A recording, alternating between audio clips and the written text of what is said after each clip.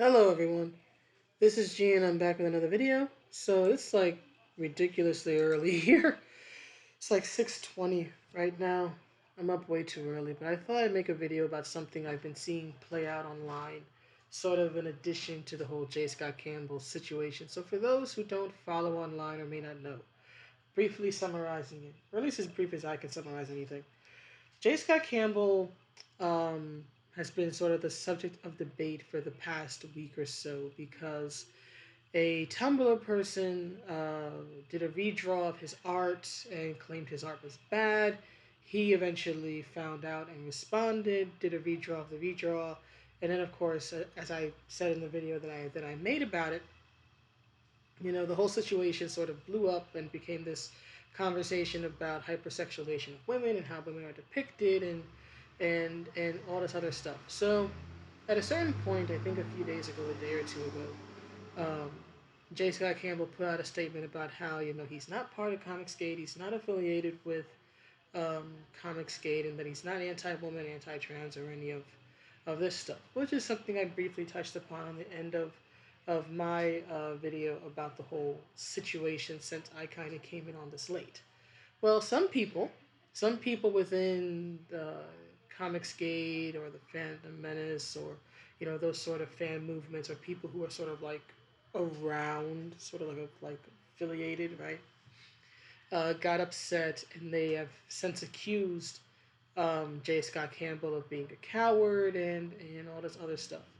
Right, so Jay eventually put out this statement, clarifying his clarification. So I'm going to read this and then I'm going to sort of give my opinion about why the very people who were defending him just a few days ago just as quickly turned on him. Right? And I think it's a matter of unreasonable expectations on the side of his defenders mostly, but I'll get into that. So this is the clarification to the clarification. Right, so J Scott put this up and he says, I've taken the time to hear out several individuals who felt I painted them in a poor light when I made my statement about the divisive and heated rhetoric hidden within my message threads on Instagram and Twitter this past week. Some clarification I feel is important. What I was stating earlier is that I am not comfortable being implicated or included into a group, any group, without my consent, regardless of the group. The reason I specifically refer to this group Comicsgate is because it was the only specific group that kept coming up by name. Honestly, from what I've seen, what I've read and seen in documentaries about Gamergate and that whole fiasco, anything with a gate in it probably gets an instant recoil from me. And some individuals who were making hateful, bigoted attacks were doing so in the name of Comicsgate. It's also important to state I encountered some very toxic and hateful things being said from the other side as well, hence my earlier comments about feeling more pushed into the middle of these two extreme viewpoints about art. I stand by what I said. I don't tolerate any sort of hate speech, bigotry, racism, woman hate, and I will always push back on any association with individuals who act this way. However,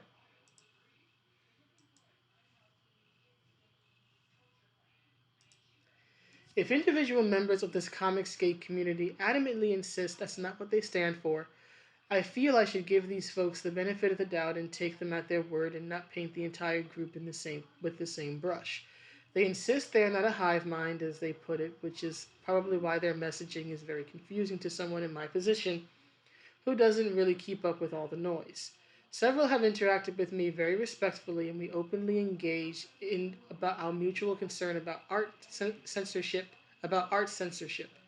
and exercising our artists' freedoms of expression, and they've been very civil, reasonable, occasionally even delightful. These are important and valuable discussions we should all be having more openly and more thoughtfully without devolving into tribalism and absolutes. So to these folks, I apologize for whatever grief or embarrassment I may have caused you with my earlier word jumble and wide brush. I hope these individuals who feel I unfairly grouped them into a smaller group of bad actors will accept my apology. It's not a good feeling being accused of statements and actions you haven't committed and aren't in your heart. I can certainly attest to that. I'm sure I'll be vilified. I'm sure I'll be vilified by some on both sides of this debate for clarifying myself and actually talking to individuals of differing viewpoints. But I can only be true to my own values and sense of right and wrong and continue to treat others as I want to be treated. I will continue to stand up for my values, but I will try even harder to listen, learn, and try to bring us together rather than push us further apart. J Scott.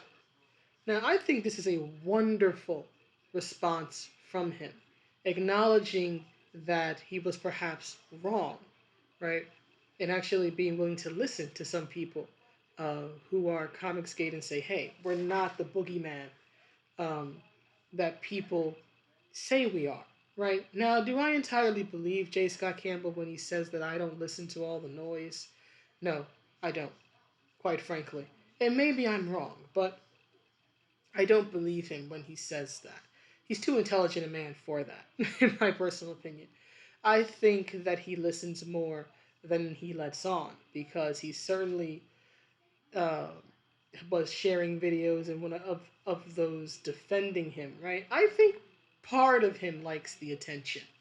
I think part of him likes the attention. He's certainly been very happy to engage with other people and talk with them and share videos of people defending him. So I don't think he's as clueless as to the culture war or what the comic book industry says Comicsgate is than as he lets on here. But I will give him all the credit in the world for actually listening, right?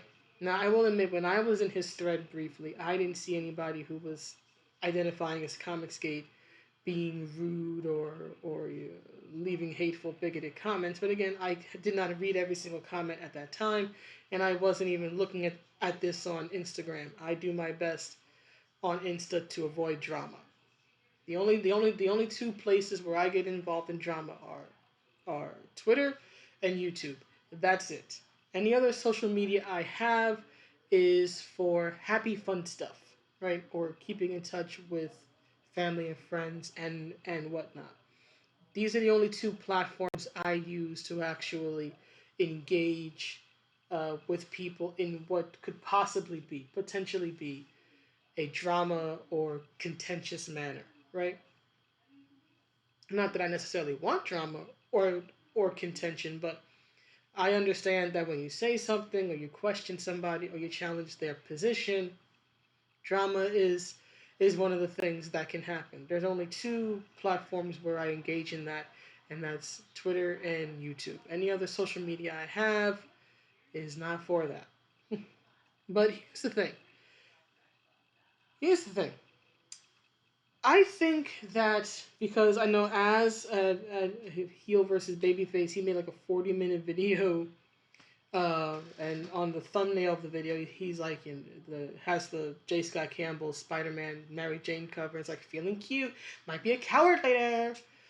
Now, I think, with all due respect to Az and to people in Comicsgate or the Fandom Menace, I'm a supporter of both movements. I'm subscribed to Az and many other channels. I had the Jawbreakers comics, and I'm looking at getting a few more Comicsgate stuff and whatnot. So I'm certainly a supporter of these movements, and I freely admit that. I freely admit that. But I think in this particular instance, right? I think in this particular instance, people who sort of shot off at the hip and went from defending J. Scott Campbell to now attacking him, or I saw some people saying that they want him to be canceled, I think that response is wrong. And let me explain why I think that's wrong. First of all, if you're calling for him to be canceled because he's not responding the way you want him to, or you feel like he's turned on the fans or turned on Comicsgate or whatever, doesn't that make you just as bad as the people who are constantly trying to get him canceled for his art? Right? Because the underlying issue is the same, right? He won't do what we want him to do, and so since we cannot control him, you know, we will destroy him, right? In my opinion, that doesn't make those who are anti-comics, who are Comicsgate, or who are, pro good comics, or pro fans, uh, a good. It doesn't look good, right? It's like that saying of if you look into the abyss looks back at you, right? And how if you're gonna fight monsters, be wary to not become the monster you're fighting. I think sometimes people get so angry they fall into these potentially hypocritical tendencies without realizing it. And Twitter is certainly a breeding ground for anger, for reaction, right? Outrage, outrage culture, and all that. But on top of that, I think the principal issue, in my opinion, for whatever that's worth, is this belief or idea in reciprocity. It seems to me, right, of reciprocity. Now, let's look at the dictionary definition of reciprocity. Right, according to the Cambridge Dictionary, just picking up. According to the Cambridge Dictionary, reciprocity is behavior in which two people or groups of people give each other help and advantages. Another definition which is very similar is a situation in which two groups agree to help each other by behaving in the same way or by giving each other similar advantages, right? The rules of reciprocity are something that can be learned from culture, upbringing, experience, or influence, or maybe they're just something you're born knowing, right? But here's the thing. Here's the thing. I think that for those who. One second. There we go. I think that for those who sort of speak up for Scott or they come to the defense of people in the mainstream industry, whether it be mainstream Hollywood or mainstream comics, um, I think that if you're going to do that, right, whether or not you call yourself Comicsgate or Fandom Menace or Gamergate or whatnot, I think if you're going to come to the defense of someone in Hollywood or in mainstream comics, anybody in the mainstream entertainment industry, right? You need to abandon this idea of reciprocity. You need to abandon this idea that because you spoke out positively for them, that they should do the same for you. Now, here's the thing. In an ideal world, an ideal situation, yes, the person you speak out for would speak out for you, right? In an ideal situation, fan movements like Gamergate and Comicsgate and Fandom Menace wouldn't exist because the works would be good and the professionals would actually act professional, right? And the only debates would be fandom related, like you know, can Ahsoka beat Luke in a fight, or should Mara Jade marry someone else? So stuff like that, right? Those would, in an ideal world, those would be the only debates that exist. There wouldn't be this clash between fans who are critical of the work and demand better, and an industry that doesn't want them, right? It doesn't want to hear what they have to say. That's what it would be like in an ideal world. But the world is not ideal. And in my opinion, if you're going to speak up for people in the mainstream, do not expect reciprocity. Do not expect them to speak up for you just because you did it for them. In my personal opinion, I think that if you're speaking up for someone, it should be out of principle. I spoke up for J Scott Campbell despite not being a fan of his artwork because I was speaking up for the principle of the matter, which is that I am against censorship and that I am against harassing him or trying to fix his art just because it's not to your taste. Something that is not to your taste does not automatically make it wrong. That's why I spoke up. It wasn't because I expect him to see my video or like my video or share my video. Now he has shared videos of people that I'm subscribed to, but I don't expect him to do the same for me. If he does, great. I'm certainly not going to tell the man no.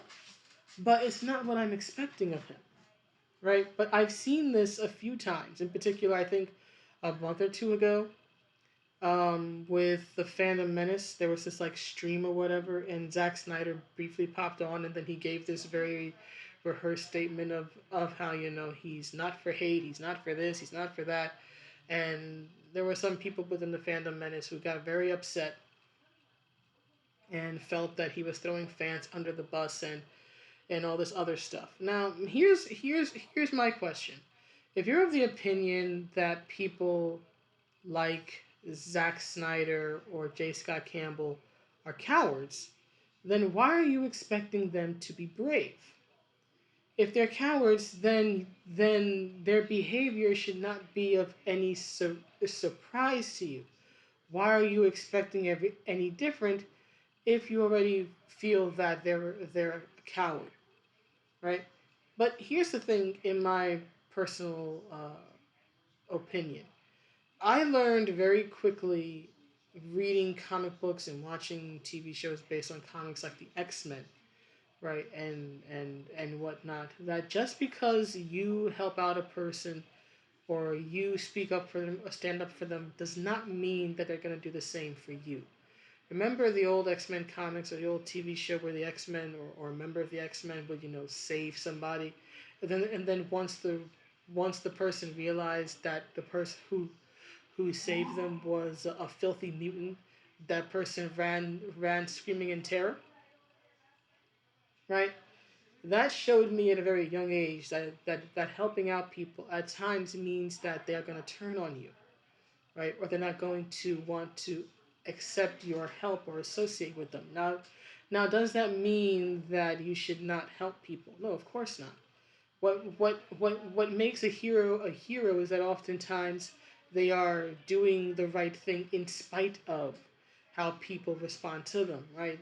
The X-Men were all about helping people despite the fact that humanity at that time hated them, right? Spider-Man would go and help people despite what J. Jonah Jameson uh, would say about Spider-Man, right? By calling him a criminal and a menace and all that in the newspapers, right? Public perception, let's get this clear, public perception was against them, but they still did the right thing. And that's very laudable and noble. And I think that in the real world, if you're going to try to do what you deem as the right thing, then you have to also understand and accept that the very people you help may not return the favor.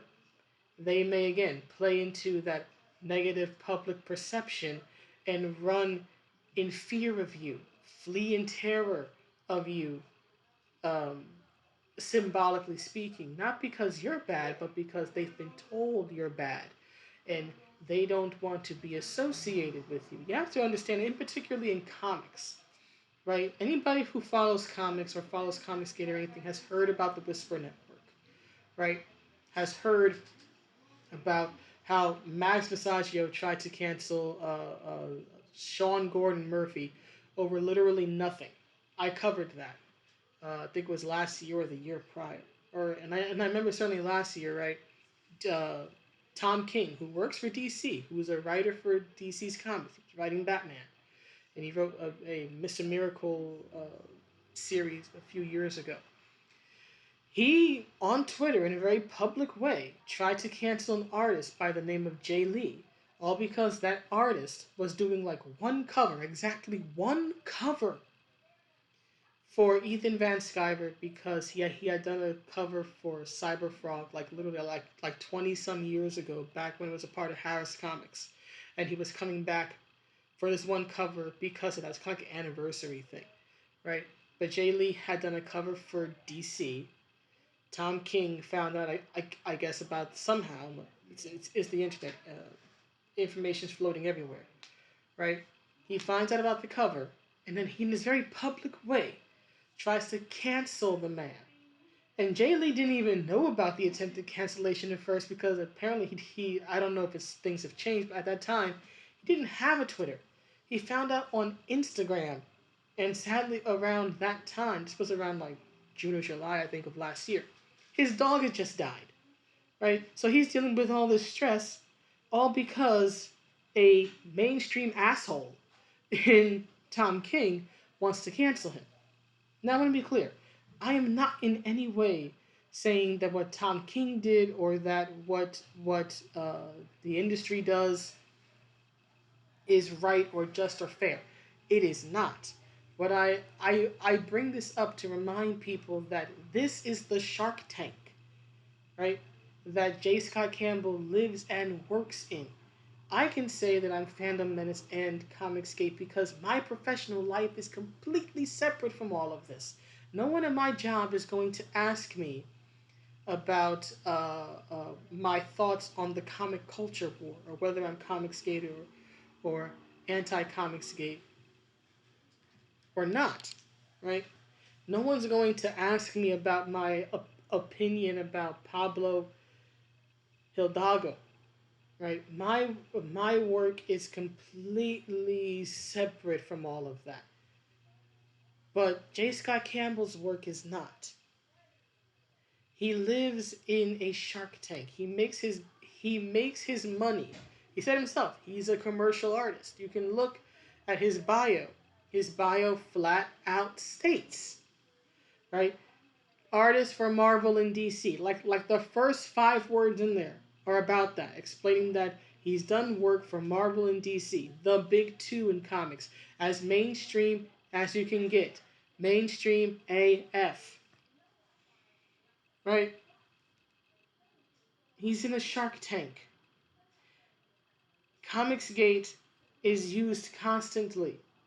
And again, I'm not saying it's right or fair, but Comicsgate is used constantly against artists like him, because the way that the industry views it is, oh, these people have come to your defense, they like you, you must be part of their group. Is that fair? Is that just? Absolutely not, but that's the way it operates. So yes, I totally expect him to say, hey, I'm not in this group, I'm not a part of this, if only just to protect his own career. Okay, he's not Gina Carano. You have to understand that. He's not Gina Carano. He's not going to put it all on the line, right?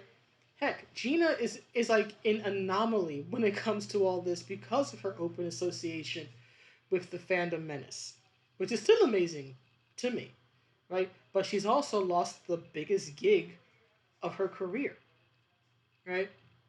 And again, I don't think that's fair. I'm fully in her corner.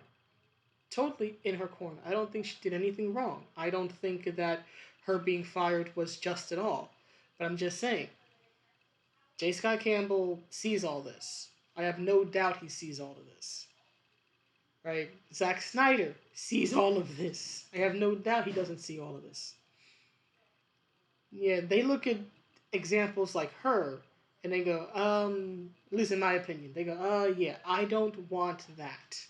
I don't want to be on the outskirts, right? I don't want to be eaten by the shark. I don't want to lose everything I have worked for. And so they do their best to disassociate, say, hey, I'm not a part of this group, right? Because they know that that if they're even casually associated with it, there goes everything that they've worked for. You cannot expect everybody to be as brave as Gina and be willing to flout everything, because look what happened to her. She lost the biggest gig of her career as of yet. My general approach to these type of things is that I would sooner expect someone in J Scott's position or Zack Snyder, right, to disavow than to actually come out and say, hey, yeah, these people are awesome. I'm so glad that they spoke up for me. I think that it's best at times to expect, I wouldn't say the worst, but I guess to just not expect reciprocity in these situations. It kind of reminds me of a line from the song "It's All Right," right? Give it all and ask for no return. Very soon you'll see and you'll begin to learn, right? Because sometimes when you stand up for something or someone, that means you stand alone, right? Sometimes the very people who you're trying to defend or help don't want your help, or they can't openly ac- accept your help. And if you're going to be the great defender, if you're going to rush to everyone's defense, that's a very noble goal. But you've also got to understand that the price of it is that, hey, some people may not speak up for you, and that you may stand alone. Like I was saying, Comicsgate and the Phantom Menace are all that. They're like the cop car in a GTA game. If you never play GTA, what happens is that if you take a cop car to this place called the Pay and Spray, right, which will usually paint your car, make it look different, so that the police can't find you, right? But if you steal a cop car in the game and you take it to the Pay and Spray, what the Pay and Spray says is, no, we can't do this. We can't deal with this. That car is too hot, right? We can't accept this. You have to go somewhere else. And I think that's how, regardless of any person's personal opinions in or out of the industry about Comicsgate or Gamergate or the Phantom Menace or whatnot, I think that's how, for those again working, living in the industry, like J Scott Campbell, Comicsgate, Gamergate, all this stuff is the cop car, right? It's too hot. It's the weapon used against them to label them as all these bad things and then take everything that they've worked for away from them. So in my opinion, for whatever it's worth, if you are a part of these or a supporter of these movements and you're going to speak out and speak for and defend someone in the mainstream, I think it is better to temper your expectations and expect them to not return the favor. Expect them to not give you reciprocity. Expect them to disassociate and disavow. Because here's the thing, if they do that, then your feelings won't get hurt because you were already expecting it. And then if they don't, well then it's a welcome surprise. Either way, hard to get disappointed if you're already expecting something negative, right? Perhaps that's not exactly the most inspiring point of view, right? Or the most happy or cheerful one, but sometimes a cynical approach, right, as regards to another person's behavior is the best way to protect yourself, right, from your own expectations, right? That way you won't be responding in anger because you were already expecting it, right? What is there to get mad about if you were already expecting this particular outcome? So again, just my opinion, just my opinion, right? Sometimes you have to take a dim view of things and manage your expectations. And again, I don't think it's wrong for for people to speak up and speak out and defend others.